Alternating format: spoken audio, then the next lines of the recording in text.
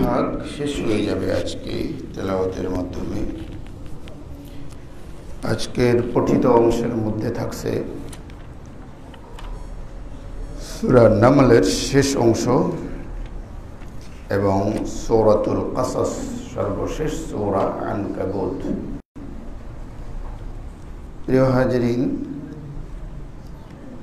সূরা নামলের আজকের যেখান থেকে পড়া হবে ৬০ নম্বর আয়াত থেকে।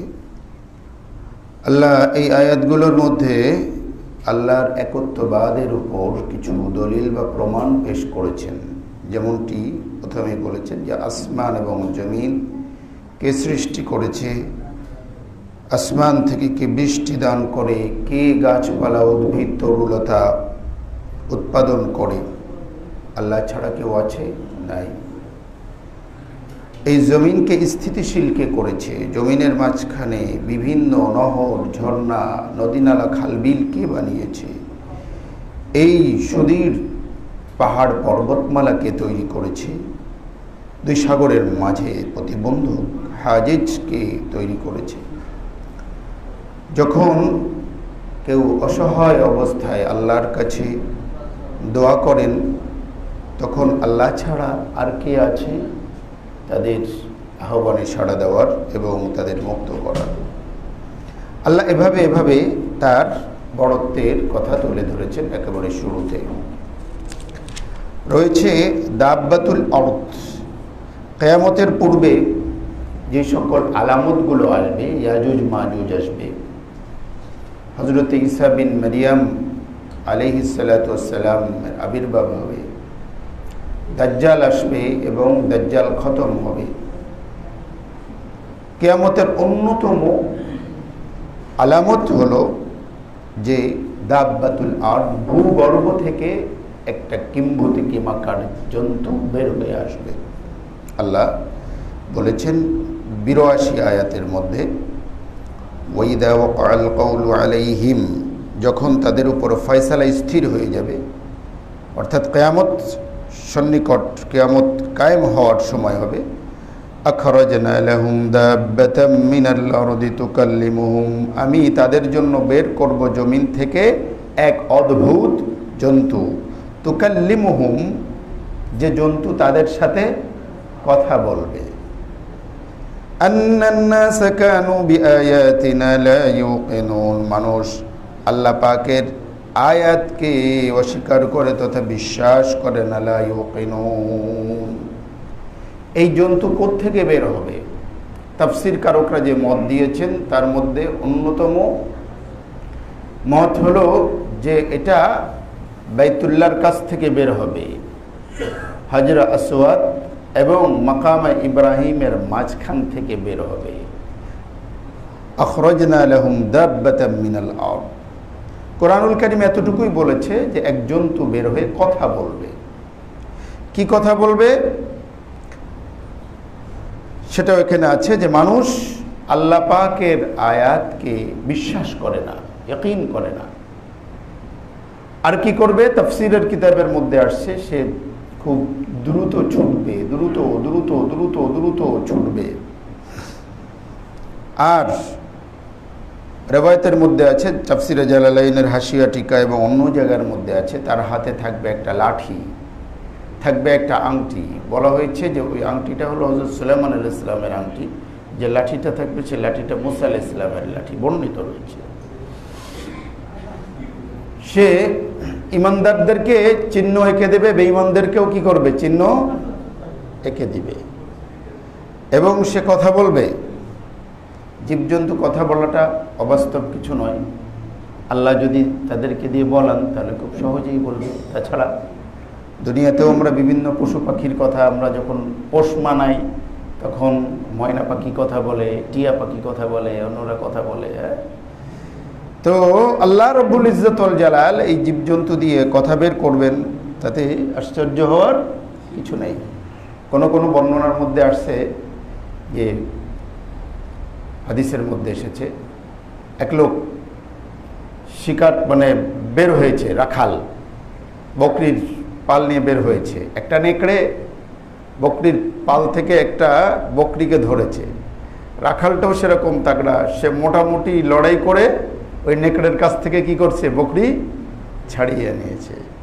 তখন নেকড়েটা বলা শুরু করছে যে কেরে তুই আমার রিজিক আমার মুখের থেকে কেড়ে নিলি।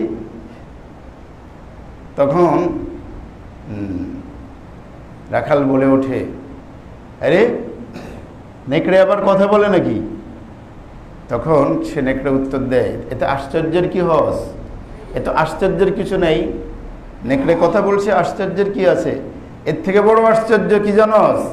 বলে এর থেকে বড় আশ্চর্য কি? বলে এর থেকে বড় আশ্চর্য হলো নবী মুহাম্মদুর রসুল এসেছে, শেষ পয়গম্বর এসেছে, অথচ তিনি আল্লাহর পক্ষ থেকে সব কিছু আয়াত নিদর্শন আনা সত্ত্বেও মানুষ তারে বিশ্বাস করতে চায় না। এটা আরো বেশি আশ্চর্য না?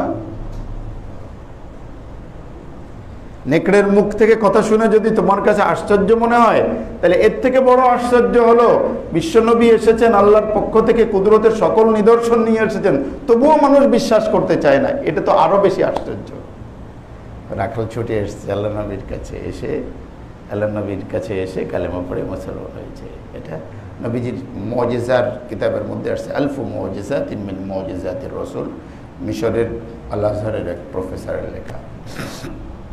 তো এমনইভাবে জীবজন্তুতে কথা বলবে। হাদিসের মধ্যে আসছে যে কিয়ামতের পূর্বে এমন অবস্থা হবে যে জীবজন্তু কথা বলবে, তাই না? মানুষের বানানো রোবটে কথা বলতেছে, আর আল্লাহর তৈরি মাখলুকে কথা বলতে পারবে না?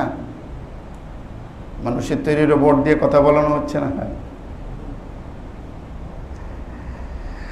চলুন সূরা কাসাস, কাসাস মানে হলো ঘটনা, কাহিনী। আল্লাহ রাব্বুল ইজ্জতুল জালাল সূরা কাসাসের মধ্যে সুন্দর ঘটনা বর্ণনা করেছেন। এই সুন্দর ঘটনা হলো হযরতে মুসা আলাইহিস সালাতু ওয়াস সালামের ঘটনা, বিশেষ করে এখানে উল্লেখ করা হয়েছে। এখানে মুসা আলাইহিস সালাতু ওয়াস সালামের ঘটনাটা একেবারে শৈশব থেকে চলে এসেছে। কোরআনুল কারীম, আমি বলেছি, অনেকবার বলেছি, বারবার বলেছি, কোরআনুল কারীম তো কোনো ঘটনা গল্পর বই না যে একেবারে শুরু থেকে শেষ পর্যন্ত থাকতে হবে। মুসা আলাইহিস সালাতু ওয়াস সালামের ঘটনাই ধরুন, কোথাও এসেছে নবুয়তের শুরু থেকে নিয়ে, কোথাও এসেছে ফেরাউনের সাথে যে ওনার হচ্ছে সেটাও, আবার কোথাও এখানে এসেছে শৈশব থেকে এসেছে, বেশ অনেক লম্বা খানিকটা এসেছে। কোথাও এসেছে বনী ইসরাইলের সাথে সূরা বাকারায় ওনার কি ঘটনাগুলো ঘটছে, কোথাও এসেছে তাওরাত প্রাপ্তির সময় কি কি ঘটনা ঘটেছে, এইগুলো। তো এখানে এসেছে মূলত মুসা আলাইহিস সালাতু ওয়াস সালামের শৈশব কাল থেকেই এসেছে। শৈশব কাল থেকে কিভাবে? আল্লাহ বলেন, ইন্না ফিরাউন আলা ফিল আরদি ওয়া জাআলা আহলাহা শিয়া'আন ইয়াস্তাদঈফু তা'iফাতাম মিনহুম ইউযাব্বিহু আবনাহুম ওয়া ইয়াস্তাহয়ী নিসাহুম ইন্নাহু কানা মিনাল মুফসিদিন। সূরা কাসাসের একেবারে শুরুতেই এসেছে। 3 নম্বর 4 নম্বর আয়াত থেকে নিয়ে শুরু করে বেশ লম্বা। আল্লাহ বলেন, ফিরাউন এই জমিনের মধ্যে স্বৈরতন্ত্র কায়েম করেছিল, স্বেচ্ছাচারিতা করেছিল। ওয়াজআলা আহলাহা শিয়াআ, এই জমিনের অধিবাসীদেরকে, নাগরিকদেরকে শিয়াআন বিভিন্ন ভাগে ভাগ করেছিল, বিভিন্ন ক্লাস করে দিয়েছিল, এক গ্রুপ এক গ্রুপ এক গ্রুপ। তার মানে হলো জনগণের সম অধিকার রাখে নাই।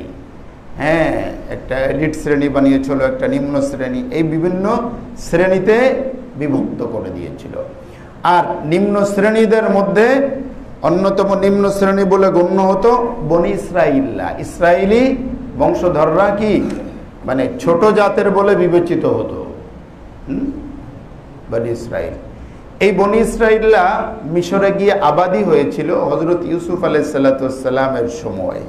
সূরা ইউসুফ বলেছিলাম, ইউসুফ আলাইহিস সালাতু ওয়াস সালাম যখন মিশরের মন্ত্রী ছিলেন, তখন প্রচুর পরিমাণ কেনানীরা এবং ইসরায়েলিরা মিশরে গিয়ে কি হয়েছিল, আবাস গড়েছিল, ভালো অবস্থায় নেই ছিল। ইউসুফ আলাইহিস সালামের ইন্তেকালের পরে ইসরায়েলিদের প্রভাব অনেকটা কমে যায়।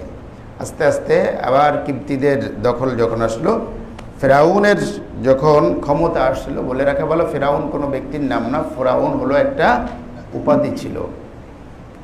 ওলীদ বিন রাইয়ান বা রাইয়ান বিন ওলীদ, হ্যাঁ, যেটাকে আপনারা বলে থাকেন দ্বিতীয় রামসিস, আরবিতে বলে রাইয়ান বিন ওলীদ। তার শাসনামলে সে এই জমিনটাকে, পৃথিবীটাকে একটা অনাচার বা ত্রাসের রাজত্ব কায়েম করে রেখেছিল এবং শ্রেণী বিন্যাস করেছিল। একটা হলো মানে first class, second class, third class নাগরিক। তো সবচেয়ে দুর্বল এবং থার্ড ক্লাস নাগরিকরা ছিল ইসরায়েলিদেরকে। ফেরাউন একবার স্বপ্ন দেখল যে তার রাজত্বের অবসান ঘটছে, এবং রাজত্বের অবসান ঘটছে হলো একটা ছোট বালকের হাতে, যেই বালকটা জন্ম নিচ্ছে বনি ইসরায়েল থেকে। তো মাথা পুরাই কি একেবারে আউলাই গিয়েছে, মাথা হ্যাং হয়ে গিয়েছে।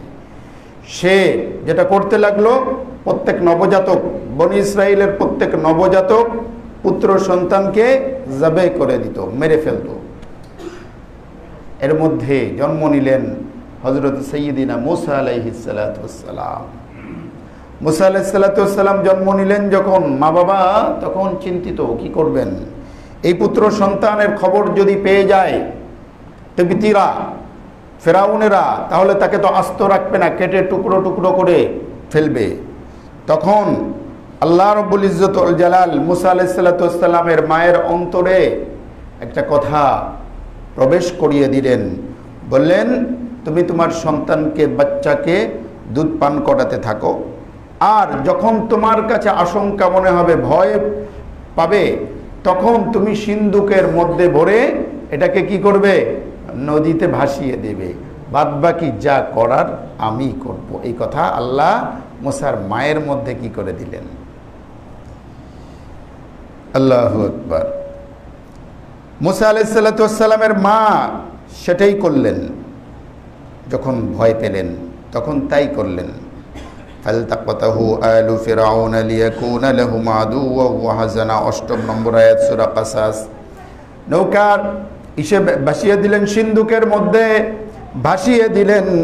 বোনকে বললেন, মুসার বোনকে, মা বললেন পিছনে পিছনে দেখিস কি হয়। যেতে যেতে যেতে যেতে দেখা যাচ্ছে ফেরাউনের বাড়ির কাছে গিয়ে সিন্ধুকটা থেমে গেল। মানে নদীর কূলে, সাগরের কূলে, নদীর পাশে রাজপ্রাসাদ হতো, তাই না? এখনো সাগরের মাঝখানে অনেক অনেক প্রাসাদ সেখানে হয়। তো সেখানে গিয়ে যখন স্থির হলো, ফালতাকাতাহু আলু ফিরআউনা, ফিরআউনের লোকজন সিন্দুকটা কৌতূহল ভরে তুলে নিল। লিয়াকুনা লাহুম আদুওয়া ওয়া হাযানা, আল্লাহ কি বলে শুনেন। আরে ফিরআউন, তোরা এটা উঠাই লিখা, এ তো তোকে দুশ্মন হবে, তোদের মাথায় ব্যথার কারণ হয়ে যাবে। উঠাইতেছ, ওঠা, বসবি, জ্বালাটা কি? এতগুলো বাচ্চারে মারছস, যেগুলোর মারছস সেগুলো তো নিরপরাধ, আর যেটারে মারতে পারোস নাই এটা দিয়ে দেখিস কি কাজটা ঘটে। ইন্না ফিরআউনা ওয়া হামানা ওয়া জুনুদাহুমা কানু খাতিঈন। আল্লাহ বলেন ফিরআউন, হামান, হামান মানে উজির, ফিরআউন, হামান এবং তার লস্কর বাহিনী কানু খাতিন, ভুল করেছিল। কি করেছিল? ভুল করেছিল। যেগুলো মারছস ওইগুলো ইসের মধ্যে ছিল না, কিন্তু আল্লাহ যেতে দিয়ে পতন ঘটাবে সেটারে তো মারতে পারবি না।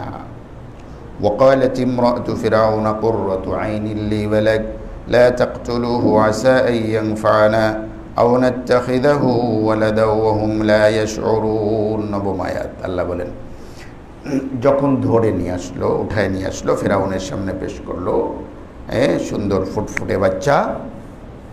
ফেরাউনের স্ত্রী দেখে বাচ্চাটাকে ভালো লেগে গেল।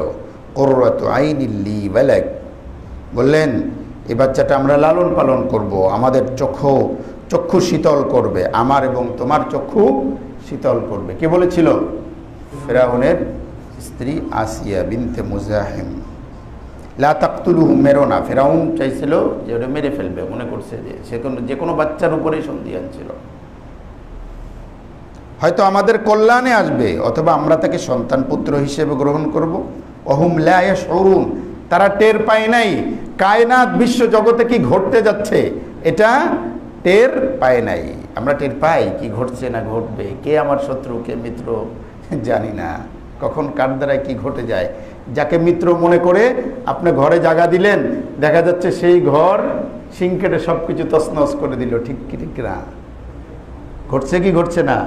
যাকে আপনি মনে করছেন আপনার সবচেয়ে কাছের মানুষ, তাকে আপনি আপন করে নিলেন, দেখা যাচ্ছে তার হাতেই আপনার কি হয়ে গেল, পতন হয়ে গেল, শেষ, ইচ্ছা খতম। ওয়াসবাহা ফুআদু উম্মি মূসা ফারিগা, মূসা আলাইহিস সালামের মায়ের কলিজাটা একটু শূন্য শূন্য, সে তো বলেই বসছিল আহারে সন্তান। আল্লাহ বলেন থামো থামো, আপাতত একটু কলিজাটা শক্ত করো। বোনকে বললেন, মা তার বোনকে বললেন, এই মূসার মা মূসার বোনকে বললেন, তুই অনুসরণ করতে থাক, দূর থেকে যা দেখ। মূসা আলাইহিস সালামকে যখন দুধের বাচ্চা যখন সামনে আনলো, তখন দুধ খাওয়ানোর এই সময় তো অত উন্নত প্রযুক্তি ছিল না, তো প্রসেসিং করা দুধ ছিল না, কোনো দুধদাত্রী আনতে হতো।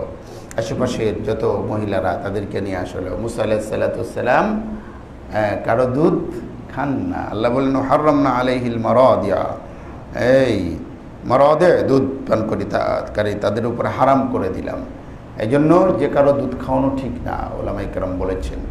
অবশ্যই ইমানদার বেঈমান নির্বিশেষে সবার দুধ খাওয়ানো ঠিক না। এবং খোদ মা যখন দুধ খাওয়ায় পরিষ্কার পরিচ্ছন্নতার সাথে, যদি সম্ভব হয় সবসময় না হলে ওযু তাহারাতের সাথে, এবং বাচ্চাকে দুধ খাওয়ানোর সময় মনে মনে জিকির আজকার করা উচিত। বুঝাতে পারছি না, পারি নাই? তো বলেন ফাকালাত, তখন খায় না। তখন মূসার বোন বললেন যে আমি একজন ভদ্র মহিলার সংবাদ জানি, আপনারা যদি সম্মত হন তাহলে আমি সেই ফ্যামিলির খবর দিতে পারি। বাকি ওই ফ্যামিলি কিন্তু পর্দা পর্শিদাওয়ালা ফ্যামিলি, এরকম আপনাকে ঘরে এসে কিন্তু দুধ খাওয়া যেতে পারবো না, প্রয়োজন হলে ওই ঘরের থেকে দুধ খাওয়া নিয়ে আসতে হবে। এখন প্রয়োজন তো মানুষকে। তখন সম্মত হলেন, ঠিক আছে, পেশ করা হলো। তখন খুব সহজে মা তো ঠিক আছে, প্রত্যেক দিন দিয়ে আসে, আবার দুধ খাওয়ানোর হলে আবার নিয়ে আসে। এভাবে সন্তানকে আল্লাহ রব্বুল ইজ্জত ওয়াল জালাল মায়ের কোলেই ফিরিয়ে দিলেন। এদিকে প্রতিদিন দুধ খাওয়ানোর বিনিময়ে মূসার মা পেতে থাকলেন এক একটা স্বর্ণ মুদ্রা। সুবহানাল্লাহ। আল্লাহ মূসার মাকে আগেই বলেছিলাম, টেনশন করো না, কোনো টেনশন করো না, আমি দেখো কি করি। আল্লাহর সৃষ্টি জগতের রহস্য বান্দা কিভাবে বুঝতে পারবে? আল্লাহ রব্বুল ইজ্জত ওয়াল জালাল কত রহস্য লুকায়িত রেখেছেন। এর মধ্যে দুধ ছাড়িয়ে ফেললো, বড় হলো, এখন সে ফেরাউনের ঘরে লালিত পালিত হয়, রাজদোলাল। ফেরাউন কিন্তু ওর মনের মধ্যে কিন্তু সন্দেহ আছে, খসখস করে, চোরের মন, পুলিশ পুলিশ, তাই না? বর্ণিত রয়েছে আসিয়া বিনতে মুজাহিম বা আসিয়া যখন বলেছিলেন যে আমাদের চক্ষু শীতল করবে, আমাদের উপকারে আসবে, আমাদের সন্তান হবে, তখন ফেরাউন চুপচাপ ছিল। আল্লাহ নবী সাল্লাল্লাহু আলাইহি ওয়াসাল্লাম বলেন, ফেরাউন যদি ওই সময় একটু সাহস করে বলে ফেলতো আসিয়া ঠিকই বলছে, হইতে পারে আমাদের এই সন্তান কল্যাণ বয়ে আনবে, আমাদের উপকারে আসবে, তাহলে ফেরাউন হেদায়েত পেয়ে যেত। কিন্তু আল্লাহ যারে বেঈমান করবেন তার মুখ দিয়ে এমন কথা বেরো করবেন না, এটাও ঠিক মাথায় রাখতে হবে। সে মুখ দিয়ে বের করে নাই যে আমাদের উপকারে আসবে। আসিয়া বলছিল আমার উপকারে আসবে, তোমার উপকারে আসবে, তো আসিয়ার উপকারে ঠিকই এসেছিল, ঠিক না? মুসা আলাইহিস সালাতু ওয়াস সালাম বড় হলেন রাজদুলাল। একদিন দেখেন দুপুর বেলায় সবাই ঘুমিয়ে আছে, দুই লোক মারামারি করে। দুই লোক কি করে? মারামারি করে। বলে একজন হলো বনি ইসরাইলের আর অপরজন হলো কিপ্তি, দুইজন মারামারি করছে, দুইজন রাজকর্মচারী। তো ওনার কওমের যে লোকটা, সে চিৎকার করেছে আমাকে বাঁচান, আমাকে বাঁচান, আমাকে মেরে ফেলছে। মুসা আলাইহিস সালাতু ওয়াস সালাম গিয়ে দেখলেন যে আসলেই তার উপরে অত্যাচার করা হচ্ছে। মুসা আলাইহিস সালাতু ওয়াস সালাম থামানোর চেষ্টা করলেন। যখন দুইজন মারামারি করে তখন কিন্তু অনেকেই আছে সম্মানের খাতিরে ছেড়ে দেয়, অনেকে যখন শুনতেছে না কথা, ওই লোকটা বেশি উদ্ধত্ত আচরণ করছে, মুসা আলাইহিস সালাতু ওয়াস সালাম তারে একটা ঘুষি মারলেন। ফাওয়াকাযাহু মূসা ফাকাদা আলাইহি, কারে? ওই কিপ্তিটারে এক ঘুষি মারলেন। ফাকাদা আলাইহি, এক ঘুষিতে ওর কাজ শেষ। কেনই বা শেষ হবে না? মুসার ঘুষি সহ্য করার মতো ক্ষমতা আছে নাকি ওর? প্রত্যেক নবীকে আল্লাহ সাধারণ 40 জন মানুষের শক্তি দান করেছিলেন, বলেছিলাম আমাদের। তো মুসা আলাইহিস সালাতু ওয়াস সালাম যখন মেরে শেষ করে ফেললেন, তখন এবার ওনার দুশ্চিন্তা বেড়ে গেল, আল্লাহ কি করলাম, আমি তো এটা তো মার্ডার করতে চাইনি, ইন্নাহু আদুবুম, আল্লাহ আমি জুলুম করছি, আমার মাফ করে দেন আল্লাহ। আল্লাহ মাফ করে দিলেন। শহরের মধ্যে তোলপাড় হয়ে গেল, খবর পৌঁছে গেল, বর্তমান প্রজন্ম বলে ভাইরাল হয়ে গিয়েছে। আচ্ছা, তো ভাইরাল চতুর্দিক ছড়িয়ে গেল যে মুসা তো একটা মার্ডার করছে। ফেরাউনের মাথার মধ্যে ওই যে পুরনো যে সন্দেহ আছে না, ঠিকই আছে, ওই যে আমার লোক মারছে, এর উল্টাটা যদি ঘটতো তাহলে কিন্তু কি হতো না, সন্দেহ আসতো না। কে মারছে, কারা মারছে, কার পক্ষ হয়ে কে মারছে, বলে ইসরায়েলি পক্ষ হয়ে, বলে আপনার পোলা মারছে। আমার পোলা না, এটা তো আমার পোলা না, এটা তো আমি, তাহলে এখানে ষড়যন্ত্রের গন্ধ রয়েছে। কেউ হয়তো শত্রুপক্ষ ইচ্ছে করে। আল্লাহু আকবার। এবার বলে মুসাকে ধরে নিয়ে আসো। কিছু মানুষ থাকে না, ফেরাউনের এই বাহিনীর মধ্যে, এই মন্ত্রী পরিষদের মধ্যে একজন লোক ভালো ছিল। সে তাড়াতাড়ি এসে মুসাকে বলল, মুসা, লোকজন ধরতে আসতেছে, কিন্তু তুমি যত দ্রুত সম্ভব এখান থেকে কেটে পড়ো, নতুবা কিন্তু তোমার খবর হয়ে যাবে। মুসা আলাইহিস সালাতু ওয়াস সালাম সেখান থেকে দিলেন দৌড়ে দৌড়ে দৌড়ে দৌড়ে মাদিয়ান চলে গেলেন। মাদিয়ান, সেখানে গিয়ে পেলেন কাকে? শুআয়ব আলাইহিস সালাতু ওয়াস সালামকে। শুআয়বের নাম এখানে নাই। গিয়ে দেখেন এক ময়দান মতো, সেখানে মানুষ বকরি চড়াচ্ছে দুপুরবেলায়, দুপুরবেলায় সেখানে এক কূপ থেকে লোকজন এই গরু ছাগলকে পানি খাওয়াচ্ছে। উনি বসে আছেন, ওনার খিদাও লাগছে, প্রচণ্ড শরীর ক্লান্ত। উনি বলছেন, আল্লাহ ইন্নী লিমা আনজালতা ইলাইয়া মিন খাইরিন ফাকির। ছায়ায় গিয়ে বললেন, লিমা আনজালতা, আল্লাহ আপনি কিছু নাজিল করলে, যদি কিছু নাজিল করলেন তাহলে আমি তো একেবারে ফকির হয়ে গেছি, নিঃস্ব হয়ে গিয়েছি, তাই না? এখন তো আপনি যত বড়ই রাজদুলাল হন না কেন, আর যত বড়ই সে, আপনার 2 দিন যখন খেতে না দেওয়া হবে, 3য় দিন আপনার কাছে ডাল আর আলু ভর্তাই রাজভোগের থেকে বেশি কি হবে, দামি মনে হবে। এর মধ্যে দেখেন সবাই পানি পান করায় চলে গিয়েছে। 2জন মেয়ে তারা তাদের বকরিটাকে আগলিয়ে রেখেছে, তারা ওখানে যাচ্ছে না। মুসা আলাইহিস সালাতু ওয়াস সালাম 1-2 কদম এসে কাছাকাছি এসে জিজ্ঞাসা করলেন, আপনাদের কি হয়েছে? সবাই বকরি পান করাচ্ছে, আপনারা পান করাচ্ছে না। তখন ওই মেয়ে দুটি উত্তর দিয়েছিল যে ঘটনাটা হলো আমরা ভদ্র ঘরের সন্তান, আসলে আমাদের আব্বা বয়স্ক হয়ে গিয়েছে, যে কারণে আমাদেরকে এখানে আসতে হয়েছে, আর অন্যান্য সাধারণ লোকজনের মধ্যে ভিড়ে গিয়ে আমরা পানি খাওয়াতে পারি না। এখান থেকে বোঝা যায় ভদ্র ঘরের মেয়েরা কখনো অন্য সাধারণ বেড়া মানুষের মধ্যে হুড়াহুড়ি করে না। কথা ঠিক না বেঠিক? এখান থেকে বোঝা যায় কি যায় না? কোরআন তো সেদিন পড়ার জন্য পড়তে হবে না, বোঝার জন্য। তখন মুসা আলাইহিস সালাতু ওয়াস সালাম বলে, আচ্ছা ঠিক আছে তোমরা থাকো, আমি দেখতেছি। আল্লাহই ওনার ইসের মধ্যেই দিলেন, উনি পানি পান খাওয়াই দিলেন। অলরেডি পানি খাওয়ায়, ওই যে কূপের ইটি বন্ধ করে মুসা আলাইহিস সালাতু ওয়াস সালাম, যেটা 2-4-5 জন লাগে ধরে করতে, উনি একাই এক হাত দিয়ে ধরে সরাই কূপের থেকে পানি খাওয়াই দিলেন। ওই মেয়ে দুটো দেখছে, গিয়ে বেশ পানি খাওয়াই দিয়েছে, ওরা চলে গিয়েছে। ও ছায়ের মধ্যে আল্লাহ বিল্লাহ করছে। গিয়ে ঘটনা ওনাদের আব্বার কাছে বলছে যে আব্বা এরকম এরকম ঘটনা, আজকে আগে চলে আইলি যে, ব্যাপার কি? তখন বললো যে ঘটনা এই। তো বলে ঠিক আছে, তাহলে ওই লোকটারে ডেকে নিয়ে আয়। তখন ওনারা 2 জন আসলেন, এসে ডেকে নিলেন, বলে আমার আব্বা আপনাকে ডাকছে। তো মুসা আলাইহিস সালাতু ওয়াস সালাম প্রথমে ইতস্তত করলেন, পরে গেলেন। পরে কি গেলেন বর্ণিত রয়েছে তাফসিরে জালালাইনের মধ্যে এসেছে। যখন চলা শুরু করলেন তখন মেয়ে দুটো সামনে সামনে যাচ্ছে, মুসা আলাইহিস সালাতু ওয়াস সালাম পিছনে। তো স্বভাবতই চলতে গিয়ে কাপড় মাঝে মধ্যে একটু উপরের দিকে উঠে যাচ্ছে। মুসা আলাইহিস সালাতু ওয়াস সালাম বললেন, তোমরা আমার পিছনে চলে যাও, আমাকে বলো কোথায় যেতে হবে, কি করতে হবে, তোমরা বলে যাও, এদিকে ওদিকে ডানে বামে কোথায় যাব সেটা বলো, তোমরা পিছনে চলে যাও। এখান থেকে বোঝা যায় পুরুষ তার সর্বাত্মক চোখের হেফাজত করবে, ঠিক কি না? এটা এখান থেকে এই কথা বোঝা যায় কি যায় না? চোখের হেফাজত করবে। হ্যাঁ, এটা নবীদের সিফাত, অবশ্যই নবী ওয়ালা সিফাত। এরপরে গেলেন মহিলা দুটো কিন্তু আরে নবীর মেয়ে, তো তারা দেখছে আগে শক্তি দেখেছে, আমানতদারি, এখন তার চারিত্রিক শুদ্ধতাও কিন্তু যাচাই হয়ে গেল।